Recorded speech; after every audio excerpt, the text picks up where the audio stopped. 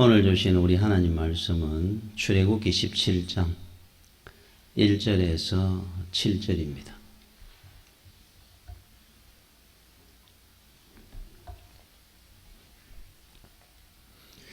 이스라엘 자손의 온 회중이 여호와의 명령대로 신광야에 있었더나 그 노정대로 행하여 르비딤의 장막을 쳤으나 백성이 마실 물이 없는지라. 백성이 모세와 다투어 이르되 우리에게 물을 주어 마시게 하라. 모세가 그들에게 이르되 너희가 어찌하여 나와 다투느냐? 너희가 어찌하여 여호와를 시험하느냐? 거기서 백성이 목이 말라 물을 찾으매 그들이 모세에게 대하여 원망하여 이르되 당신이 어찌하여 우리를 애굽에서 인도해 내어서 우리와 우리 잔녀와 우리 가축이 목말라 죽게 하느냐? 모세가 여호와께 부르짖어 이르되 내가 이 백성에게 어떻게 하리이까? 그들이 조금 있으면 내게 돌을 던지겠나이다. 여호와께서 모세에게 이르시되 백성 앞을 지나서 이스라엘 장로들을 데리고 나일강을 치던 내 지팡이를 손에 잡고 가라. 내가 호렙산에 있는 그 반석 위 거기서 내 앞에 서리니 너는 그 반석을 치라. 그것에서 물이 나오리니 백성이 마시리라. 모세가 이스라엘 장로들의 목전에서 그대로 행하니라. 그가 그곳 이름을 마사 또는 머리바라 불렀으니 이는 이스라엘 자손이 다투었으며 또는 그들이 여호와를 시험하여 이르기를 여호와께서 우리 중에 계신가 안 계신가 하였음이더라. 아멘. 이번에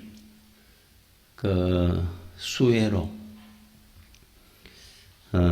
산사태로 그래서 많은 인명 피해와 또 많은 분들이 생활에 고통을 겪고 있고 또 경제적 손실도 많이 입게 되었습니다. 이번 일처럼 2011년도에도 7월에 홍수로 서울 우면산 그 산사태가 났었죠. 그때 9시 뉴스에서 한 아주머니 산사태로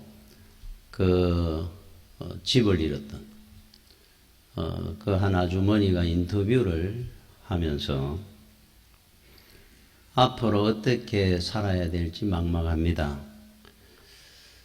그러면서 여러 가지 말을 하시고 마지막에 그 우면산을 바라보면서 내가 저 산을 앞으로 어떻게 보고 살아야 될지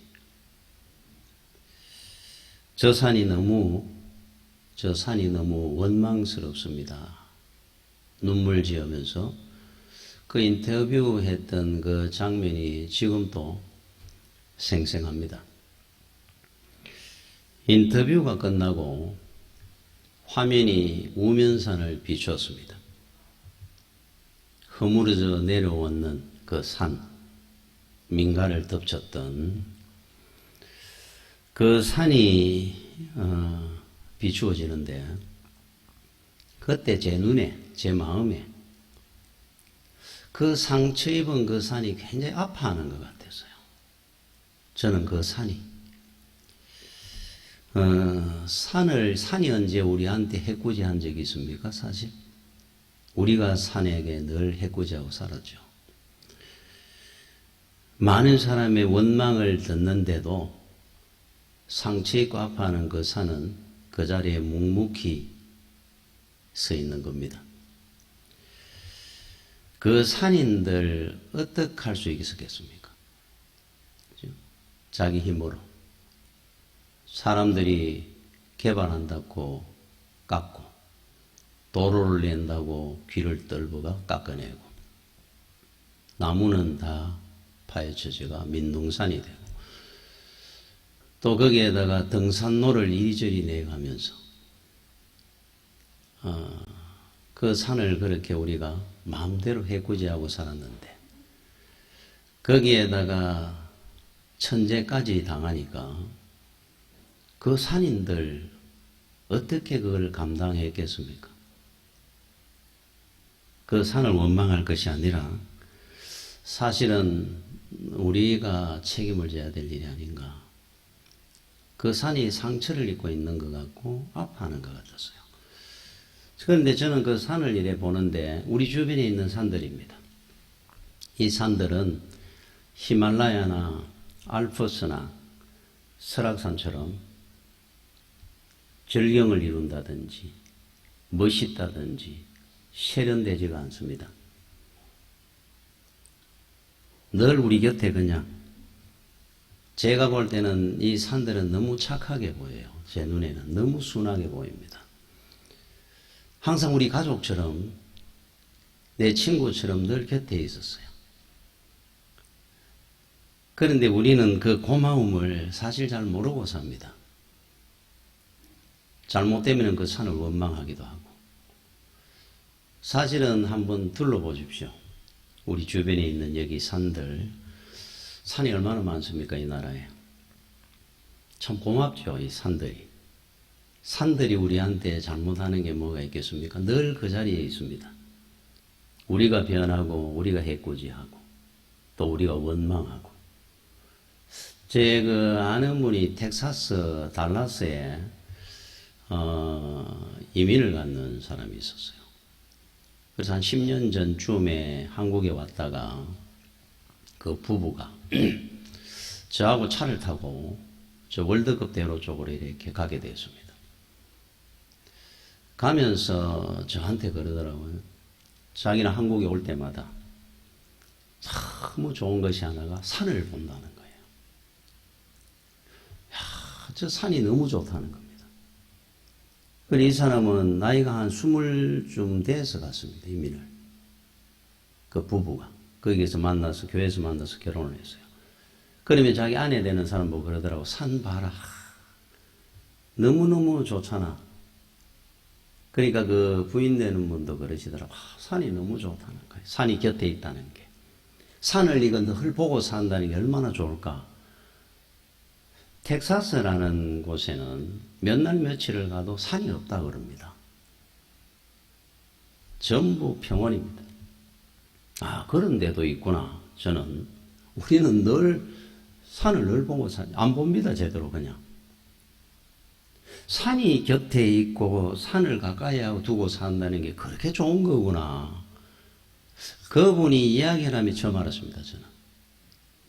그 이후로부터 저는 운전해가 지나갈 때마다 나도 모르게 산을 한 번씩 이래 봅니다. 저 산이 그렇게 좋은 산인데 우리 곁에 있고 늘. 그거를 참 내가 모르고 살았다는 게 미안하고. 그래서 늘 한 번씩 이래 보면서 제가 알고 보니까 너무 좋은 거예요. 그 산이. 사실은 그래서 우리는 산을 잘 관리하고 원망할 것이 아니라 더 이상 해코지하지 말고 내 가족처럼 있는 저 산을 참 귀하게 생각하고 참 얼마나 순진하고 착하게 보입니까? 우리 주변에 있는 산들은. 저는 그 설악산의 알프스보다 훨씬 좋은 것 같아요. 그런데 우리 하나님도 마찬가지인 것 같습니다. 늘 변함없이 그 자리에서 우리와 함께 하시고 우리를 지켜주시고 복된 길로 인도해 가시는 하나님. 어느 한순간 또 하나님의 그 사랑은 변함이 없었는데 우리는 그 하나님이 나와 함께하고 계시는 것을 기뻐하고 감사한 줄 모르고 삽니다. 텍사스에서 온 그 사람의 말처럼 산이 곁에 있어서 너무 좋겠다. 여러분들은 하나님이 내 곁에 함께하고 계시고 우리가 예수를 믿고 산다는 것이 너무 좋다고 느껴본 적이 있습니까? 뭐 당연한 듯이. 투가마 원망하고 배신하고 뭐 하나님 멀리 했다가 저는 그런 생각이 듭니다. 만약에 제가 예수를 안 믿었다면은 내 인생이 얼마나 황폐하고 외로웠을까. 의지할 것 없고 기댈 것 없는 그 인생길을 산다는 게 얼마나 힘들까. 세상에 제일 귀하고 좋은 거는 예수 믿고 살았는 거구나. 그런 생각이 문득 듭니다.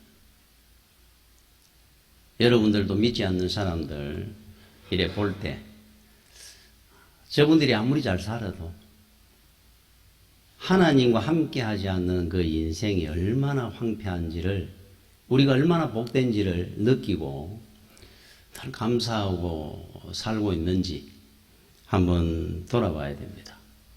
감사할 때보다 원망할 때가 더 많고, 하나님이 나와 함께 하는 것이 너무 좋고 기쁘기보다 느낌도 없이 살아가는, 그렇다고 한다면은 정말로 귀하고 좋은 걸 모르고 사는 겁니다. 제가 이야기를 한번 했습니까? 톨스토이, 집 지은 사람이 잘못일까 하는 그 자서전 같은 어릴 때 이야기에서 나는, 집이 잘 살아가지고, 아버지가 골동품 이런 거 수집하고, 도자기도 많이 갖고 있는, 여동생이 늘 빨간 도자기, 예쁜 도자기를 갖고 싶어 했는데, 늘 달라고 보니까 아버지가 안 주시는 겁니다. 아버지가 아끼는 것들이니까. 그러다가 한 번은 매달리면서 아빠, 내 생일 선물로 저 도자기 주면 안 돼? 계속 보채니까. 그 아버지가, 그거는 골동품적 가치가 있는 건 아니니까. 그러면 이번 생일에 너한테 선물을 줄게. 이 생일날 빨간 도자기를 선물해 줬습니다. 얼마나 기쁘고 좋았는지. 오빠 톨스토이한테 자랑하려고 2층 방으로, 오빠 방으로 뛰어 올라가가지고 문을 열면서, 오빠 도자기 내가 아빠한테 선물 받았어. 그러고 뛰어가다가 문턱에 걸려서 넘어지면서 도자기가 산산조각 나버렸어요. 울면서 하는 말이, 우리 집은 왜 이렇게 지었느냐 하면서 원망했다는 겁니다. 건축가가 집을 잘못 지어가지고 문턱은 벌써 5년, 10년, 50년 전에도 있었는데 내가 부주의하다가 걸려서 실수로 넘어져가 부서진 건데 왜 우리 집을 이렇게 지었느냐. 우리한테 주는 교훈이 많죠. 우리도 하나님 앞에 내 실수로, 내 잘못으로, 내 부주의로, 내 믿음이 없어서 그런 부분까지 다 우리는 잘못되면 하나님을 원망합니다. 감사할 때는 잊어버리고 삽니다. 우리 이야기입니다, 이게. 자, 오늘 우리가 제가 읽었던 이 본문의 교훈이 바로 그겁니다. 자, 이스라엘 백성들을 하나님께서 출애굽시키고 해방시키셔서, 그리고 광야 땅으로 인도해 가셨죠. 그 다음에 가나안 땅으로 갑니다. 신광야 르비딤이라는 곳에 도착을 해서 보니까 물이 없더라. 광야에서 물이 없으니까 죽는 거죠. 하나님을 원망하고 모세를 원망하는 내용입니다. 결론은 하나님께서 반석에 물이 터지게 해서 그 많은 이스라엘 백성들이 충분히 먹을 수 있도록 물을 공급해 줍니다. 그런데 우리가 이스라엘 백성들 편에서 한번 생각해 보는 겁니다. 원망의 이유가 있었을까? 한번 생각을 해보면 원망할 수도 있었을 것 같아요. 자, 오늘 말씀에 나오듯이 하나님의 말씀대로 행했다 그럽니다. 여호와의 말씀대로. 하나님께서 인도하시는 노정대로 갔다 그럽니다. 그러면은 풍요로워야 되고 물도 충만해야 되고 좋은 점이 다 있어야 될 거 아닙니까? 만사 형통해야 되고 자기들 뜻대로 한 것이 하나도 없다 그럽니다. 하나님 말씀을 순종했고 하나님이 계획한 그 노정대로 갔는데 그 황량한 벌판에 데려가 가지고는 물도 없는 곳으로 인도해 가셨더라. 야, 원망할 수 있겠구나. 그렇죠? 하나님이 인도에 갔으면은 책임을 져셔야 되지, 하나님께서. 두 번째, 모세에 대한 원망입니다. 뭔가 대책이 있어야 될 거 아니냐.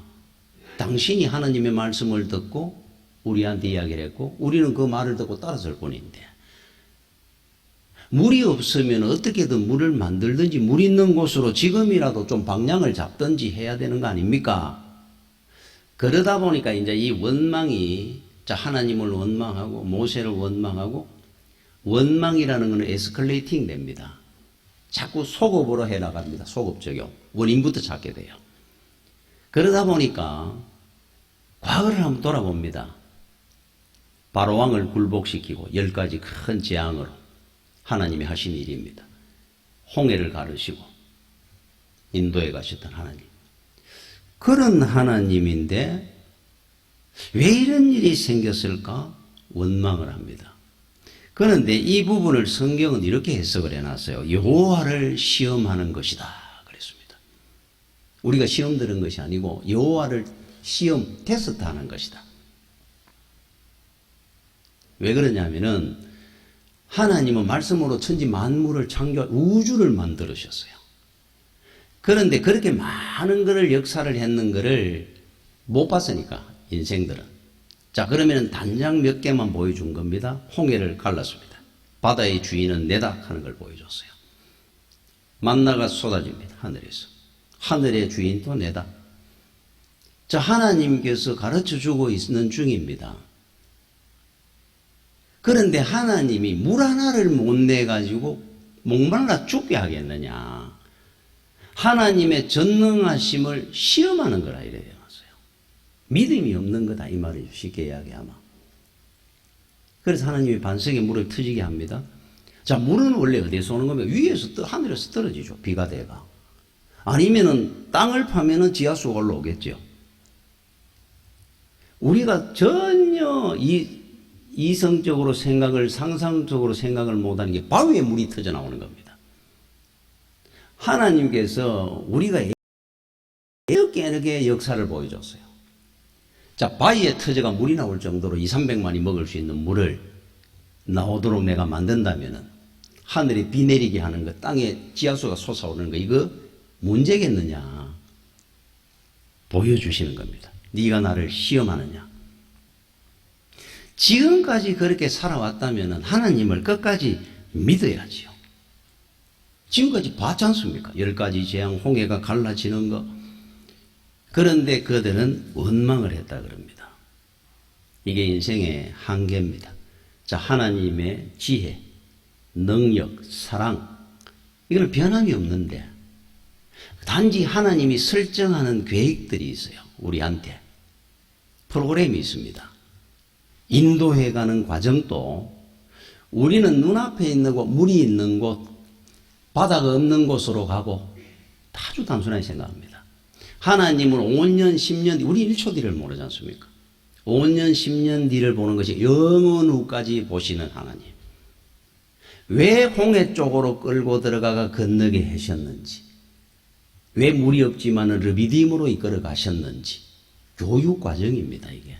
이거를 모르니까 사람은 기다리지를 못해요. 조급해 못 견딥니다. 눈에 안 보이는 거는 눈에 지금 보이는 것으로 다 해석합니다. 이걸로 죽는다 산다 결정을 해요. 하나님의 능력을 모르는 거죠. 그래서 여러분 출애굽기 14장에 조금 앞에 들어가 보면 홍해 갈라질 때 그 상황이 나옵니다. 똑같은 내용입니다. 사실은 이거하고.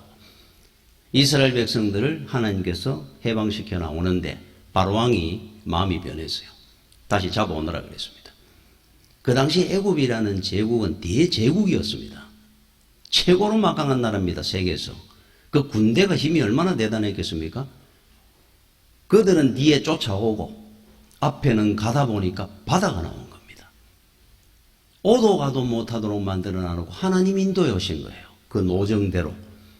말씀대로 온 겁니다. 이 사람들이 그 당시에. 그러면 저 위로 갔으면 땅하고 붙어 있는 곳이 있는데 그쪽으로 들어가지 왜 시나이 반도로. 왜 이쪽으로 직선 코스로 와가지고 바다로 끌고 들어가도록 만들었느냐. 그 원망이 당연히 나온 겁니다. 이 사람들은. 그때 하나님께서 말씀을 합니다. 모세를 통해서 이유를 말씀을 해요.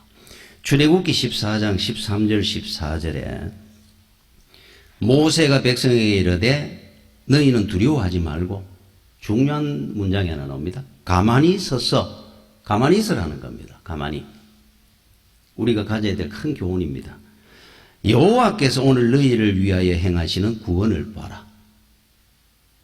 홍해로 왜 데리고 왔는지 그 답이 나옵니다. 너희가 오늘 본 애굽 사람, 뒤에 쫓아오는 저 애굽 군대는 앞으로 영원히 다시 보지 아니하리라. 이날 이후로 애굽의 단어는 없어집니다. 여기에 모압은 있고 암몬은 있고 블레셋은 있더라도 애굽 단어는 없어져 버려요. 끝입니다. 애굽의 군대는 다시 보지 아니할 것이다. 여호와께서 너희를 위하여 싸우시리니 너희는 가만히 있을지니라. 가만히 있으라는 거예요. 왜 일로 데리고 왔는지를 하나님께서 마침내 설명까지 해줍니다. 이제는 이해를 못하니까 평지를 해가 갔더라면 끝없이 따라올 겁니다. 그 기마병들이, 그 군대가. 자, 바다를 향해서 건너가게 해버립니다. 바다를 갈랐어요. 바다의 주인은 하나님입니다. 바다가 갈라졌다고 해서 여러분 지나갈 수 있겠습니까? 높이 1m, 2m 푹푹 빠질 건데 그 물 속에 그렇게 오래 있었던 바다가 하나님께서 다림질을 해갖고 마른 땅으로 만들어 놨다 그럽니다. 어린애도 뛰어가도록. 그 많은 숫자가 바다를 그 물벽 사이로 지나갑니다. 그렇게 원망했던 하나님이 하시고자 하는 그 계획을 전혀 이해를 못한 거예요. 가면서 그래도 좀 느꼈을 겁니다. 야, 바다를 가르시는구나 하나님이. 지나갔습니다. 마지막 한 명까지 다 나오는 순간에 다시 원위치합니다. 뒤에 따라들어온 애국 군대가 다 수장됩니다. 자기들 수장시키려는 게 아니고 그날 이후로 애국의 군대는 두 번 다시 못 따라왔습니다. 이렇게 만들기 위해서 이 길을 왔느니라. 그러니까 너희들은 앞으로 내가 하는 모든 일을 너 눈에 안 보인다고 해서 원망하지 말고 나는 10년, 100년 영원 뒤를 보고 결정하는 거니까 믿고 순종하고 따라가라. 그 말씀이에요. 지금 우리가 원망하는 거 똑같습니다. 여러분 인생 살다가 홍해를 만나든지 목이 말라 죽을 일이 생기거든 하나님이 우리 인생길을 이렇게 인도하시는 이유가 있습니다. 원수들을 수장시키고 우리를 구원하기 위함이에요. 나를 영원한 가나안 땅 천국으로 인도해 가기 위한 하나님의 최선의 지름길로 가고 있는 겁니다. 내 인생이. 우리는 눈에 있는 것만 자꾸 봅니다. 홍해가 있으니까 우리는 죽었구나. 혼자 물이 없으니까 목말라 죽는구나. 전부 죽습니다. 좀 문제만 생기면. 그 문제만 보이고 하나님을 전혀 못 보는 거예요. 그 내용을 이야기를 합니다. 그래서 여러분들에게 하나님이 늘 강조하는 게 가만히 있으라 그럽니다. 내가 인도하고 말씀을 순종했거든. 믿고 있어라. 내가 엄청난 역사를 네 인생 앞에 간증이 되도록 만들어 줄 테니까 메뚜기처럼 왔다 갔다 하고 뛰다니지 말고 그게 믿음입니다. 믿음이 없는 사람은 1초도 못 기다립니다. 바로 낙심하고 원망하고 믿음 있는 사람은 기도하면서 기다릴 줄 압니다. 헌신하면서도 기다려갑니다. 어거스틴의 어머니 모니카 여사가 13년을 아들이 돌아오도록 마룻바닥이 파일 정도로 무릎에 기도하면서 기다려가지고 위대한 교부 아들을 만들어낸 것처럼 기다릴 줄 아는 거예요. 자, 우리가 어린아이들은 어려움이 있고 문제가 있으면은 누구를 바라봅니까? 부모를 보죠. 자기들이 할 수 있는 게 아무것도 없습니다. 어린애들은. 엄마 아빠가 어떻게 해주겠지 보고 있지 않아요. 이게 믿음입니다. 믿음. 아이들한테 부모는 확실한 믿음입니다. 엄마 아빠가 없으면 나는 아무것도 할 수 없다는 걸 인정합니다. 우리 신앙이라는 게 온전한 신앙이 어떤 거냐? 바로 이 신앙을 말합니다. 하나님 아버지와 어린아이 된 우리의 이 믿음, 이 관계를 인정하는 거예요. 그래서 어린아이 같은 믿음이 진짜 믿음입니다. 아이들은 자기 주장을 해가 자기가 인생을 결정하는 법이 없습니다. 부모가 해나가죠. 니는 이것도 배워봐라. 이거는 이것도 해봐라. 부모가 다 결정해 갑니다. 하나님이 결정하는 겁니다. 대표적인 인물 하나가 있는데 어린아이 믿음으로 은혜받았던 다윗입니다. 다윗은 왕입니다. 전쟁을 할 때 여러분 사무엘 상하를 보다 보면 참 은혜로운 문장이 뭐냐면은 어느 성을 치려고 할 때 하나님 앞에 왕이라는 사람이 자기가 결정해야 됩니다. 장군들이 있고 이런 자리에서 딱 묻습니다. 하나님, 아버지, 저 성을 치리이까 말리이까? 하나님이 철학하면 치는 거예요.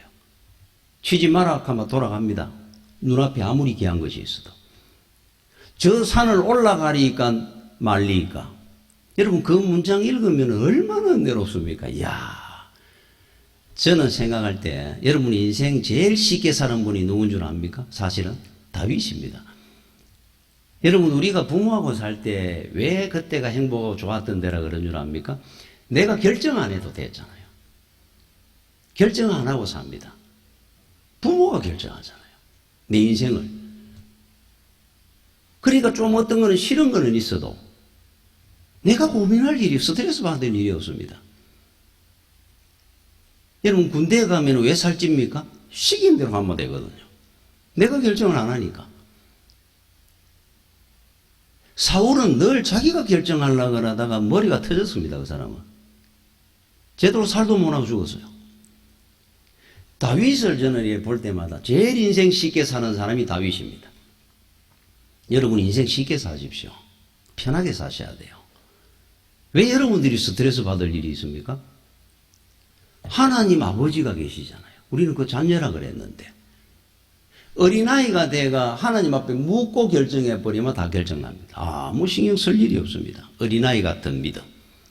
하나님은 어린아이 같은 믿음을 제일 귀하게 여깁니다. 바로 났습니다. 내가 없으면 안 되는구나 얘는. 얼마나 쉽습니까? 여러분 찬송 375장에 3절에 이래 나옵니다. 이 가사가 얼마나 은혜롭습니까?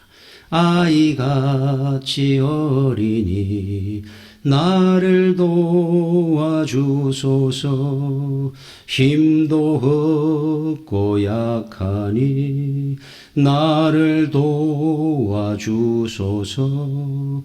힘도 없고 약하니 나를 도와주소서. 나는 갈 길 모르니. 제가 이 찬송 많이 불렀습니다. 한때 힘들고 어려워가. 난 할 길이 없으니까. 하나님이 안 도와주면 어린아이 같은 죄가 뭘 할 수 있습니까? 이 찬송 굉장히 좋아했었어요.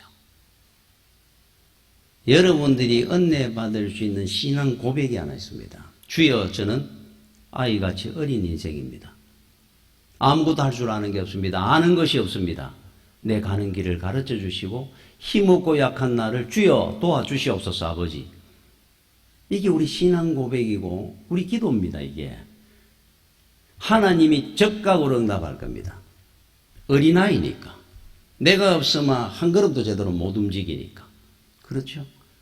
여러분 솔로몬이 은혜 받았던 비결이 뭔 줄 압니까? 하나님 앞에 21살에 왕이 되고 앞이 깜깜했을 건데 왕자의 날은 계속됐고 하나니아 형부터 해서 그때 하나님 앞에 천번제를 드립니다. 천번제를 드리고 마지막 날 하나님이 꿈에 나타나셨을 때 내가 너한테 뭘 해주면 좋겠느냐. 우리가 잘 아는 지혜를 달라 그랬죠. 지혜를 달라 그러기 전에 솔로몬이 하나님 앞에 이렇게 말을 합니다. 열왕기상 3장 7절에 나의 하나님 여호와여 주께서 종으로 종의 아버지 다윗을 대신하여 왕이 되게 하셨사오니 종은 작은 아이라 출입할 줄을 알지 못합니다. 왕이 되고 난 뒤에 하나님 앞에 기도하면서 구하기를 하나님이 우리 아버지 다음으로 나를 왕으로 세워주셨는데 참 안타깝게도 하나님 나는 작은 아이와 불과합니다. 출입을 어디에 들어가고 나가야 될지 뭘 해야 될지 이게 옳은지 그른지를 나는 분간을 못하는 인생입니다. 아이들이 뭘 합니까? 맛있는 거 다 좋은 줄 알고. 그래서 하나님께서 적극적으로 응답하시기를 내가 너에게 지혜를 주겠다. 네가 구했는 것처럼. 거기에다 더하여 장수하는 복과 부귀영화를 더해 주리라. 방패고 금이고 방패고 창이고 금이나 은으로 만들어졌다. 얼마나 나라가 부강해졌는지. 어린아이가 되면 하나님이 역사하는 겁니다. 이거 답입니다. 답. 은혜 받는 제일 귀한 비결입니다. 솔로몬의 여러분이 그 복받은 은혜를 받고 싶습니까? 여러분이 나서지 말고 결정하지 말고 한마디 하면 돼요. 아버지요, 나는 작은 아이입니다. 어린아이와 같습니다. 아무것도 아는 것이 없습니다. 어디를 가야 될지 모르겠습니다. 아버지가 인도해 주시고 가르쳐 주시옵소서. 가자. 손잡고 가는 겁니다. 그러면 여러분들이 인생을 편하고 쉽게 사는 방법입니다. 다윗처럼. 기다리면 됩니다. 기도한 대로. 여러분, 연세대학교 초대 총장이었던 백낙준 박사님이 그 고향이 평안북도 정주라는 곳이 그분은 고향입니다.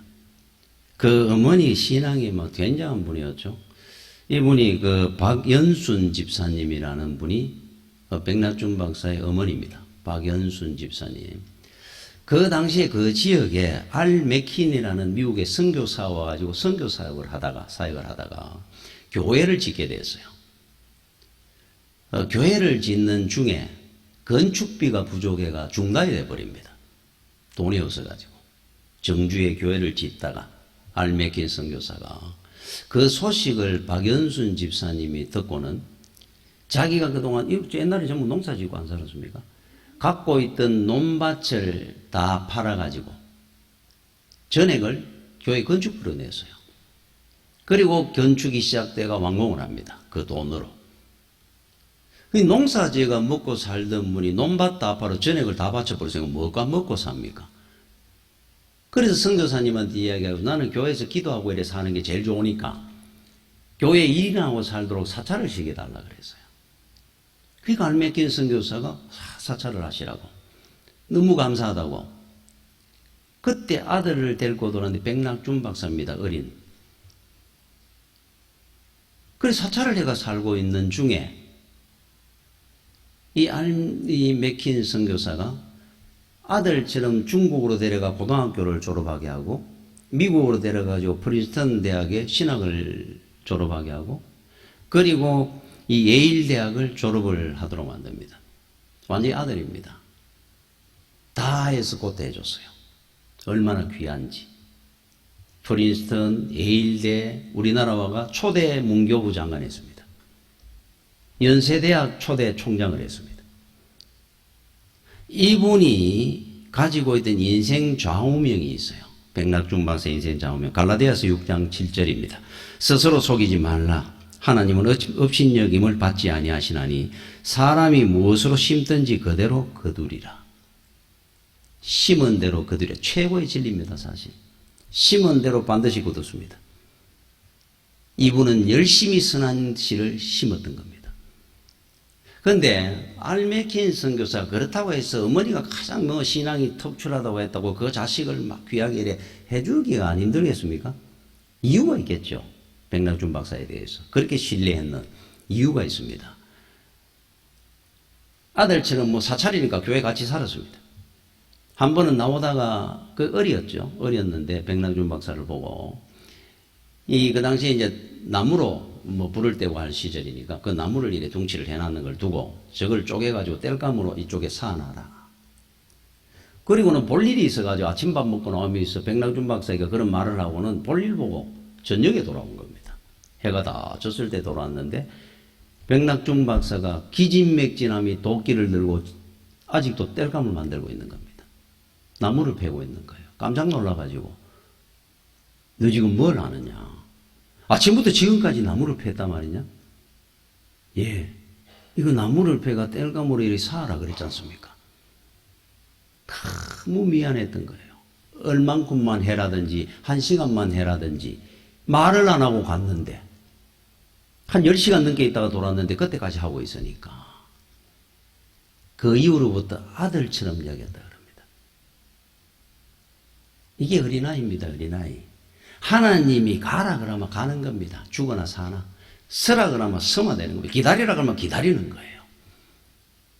이게 바로 어린아이 믿음입니다. 그렇게 살아가는 겁니다.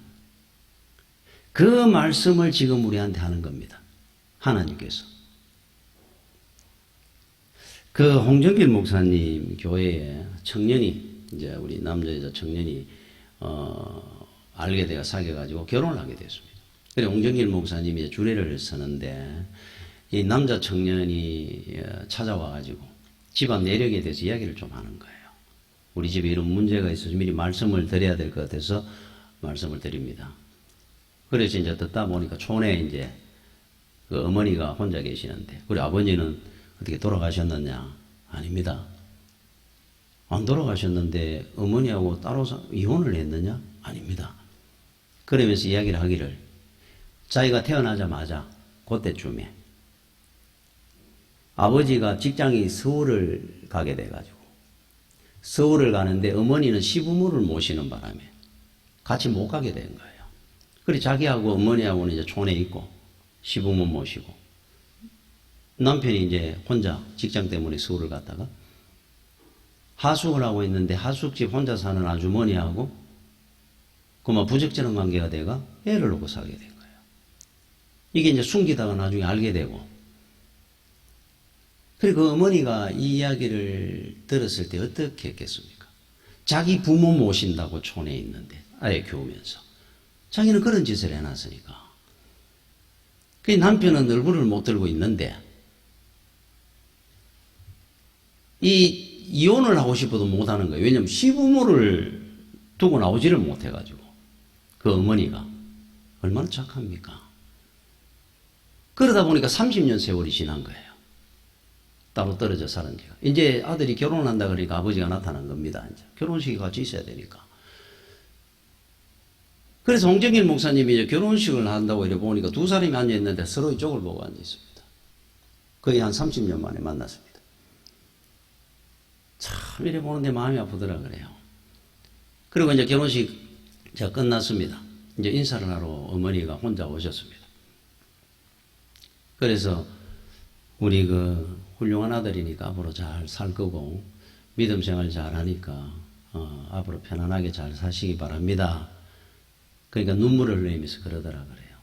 이게 다 내 잘못입니다. 제가 아무리 화가 나도 억장이 무너져도 내가 좀 더 참고 기다릴 거를 내가 그거를 못하는 바람에 우리 애한테도 미안하게 됐고, 이제는 시부모님 다 돌아가셨지만은 30년 내 인생 평생 다 날라갔습니다. 그 한순간을 내가 못 참고 못 기다리는 바람에 후회를 하더라 그래요. 물론 그거는 참 요즘 뭐 상상이 안 되는 이야기입니다만은 세상에 이런 억장이 무너져도 기다리지 못했기 때문에 이런 일이 있었습니다. 후회를 하기도 하는데, 여러분 하나님의 믿음의 길 가는데 우리가 무엇을 불안해하고 왜 못 기다리겠습니까? 하나님이 우리를 어디로 인도해 가실 것 같습니까? 하나님이 어느 한순간 우리를 잘못되게 한 적이 한 번이라도 있습니까? 여러분 시편 37편 7, 8절에 참 은혜로운 말씀이 하나 나옵니다. 여호와의 천사가 주를 경외하는 자를 둘러 진치고 그들을 건지시는도다. 주를 경외하는 자를 둘러 진친다 그럽니다. 천사들이 너희는 여호와의 선하심을 맛보아 알지어다. 중요한 참 은혜로운 문장이죠. 맛보아 알지어다. 그에게 피하는 자는 복이 있도다. 시편 34편 제목에 뭐라고 쓰인 줄 압니까? 앞에 제목이 나옵니다. 다윗이 아비멜렉 가드왕 아비멜렉 앞에서 미친 채 하다가 쫓겨나서 지은 시. 여러분 이 내용을 보면은 뭔가 원수들을 이기고 승리했을 때 지은 시 한 것입니까?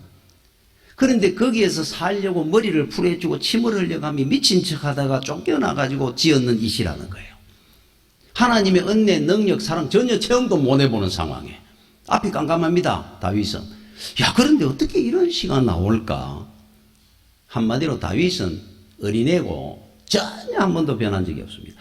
왜 변한 적이 없느냐? 이유가 있습니다. 여러분 히브리어로 미쳤다 하는 말을 우리나라 그대로 번역하면은 맛이 변했다. 우리 현지 맛이 같다 그런 말 하잖아요. 똑같은 말을 씁니다. 맛이 변했다 하는 뜻이 있어요. 미쳤다.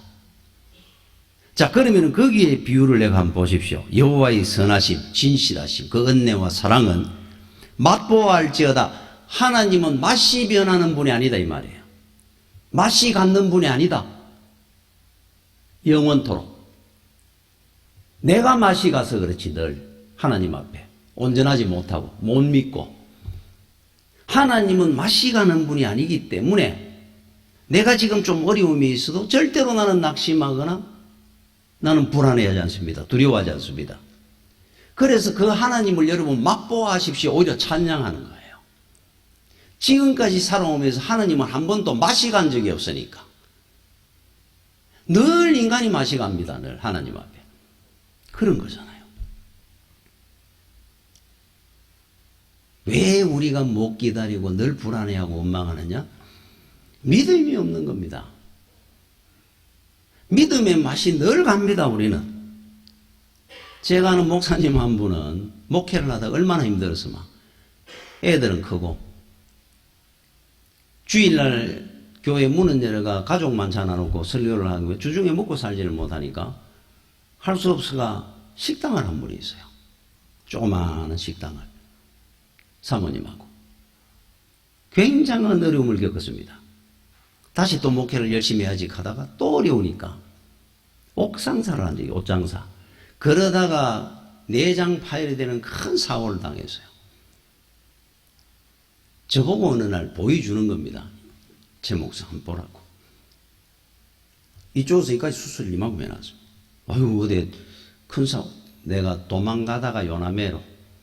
그리 맛이 간 거죠, 목사가. 그러다가 내가 하나님 앞에 발에 그득 차여가지고 내가 죽다 살았다고. 하나님의 은혜 가운데 우리는 살아갑니다.